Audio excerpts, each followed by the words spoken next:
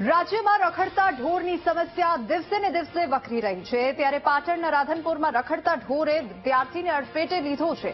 ધોરણ 7માં અભ્યાસ કરતો વિદ્યાર્થી ટ્યુશનમાં જવા નીકળ્યો હતો અને રાધનપુરના દેસાઈ દરવાજા વિસ્તારમાં ટ્યુશને જતા રસ્તામાં ઢોરે અડફેટે લઈ લીધો અને વિદ્યાર્થી ઈજાગ્રસ્ત થયો। હાથ અને પગના ભાગે ઈજા પહોંચતા દીકરાને પિતા સારવાર માટે હોસ્પિટલમાં લઈ ગયા। ઈજાગ્રસ્તના પિતાએ તંત્ર સામે રોષ વ્યક્ત કર્યો છે। સુભાષ મકવાણાએ આક્ષેપ કર્યા છે કે તંત્ર રખડતા ઢોરની સમસ્યા સામે ધ્યાન નથી આપતું, જેના લીધે રાધનપુર શહેરમાં આ સમસ્યા દિન પ્રતિદિન વધી રહી છે। સાથે જ તેમણે માંગ કરી છે કે તંત્ર સમસ્યાનું સમાધાન જલ્દીથી જલ્દી લાવે।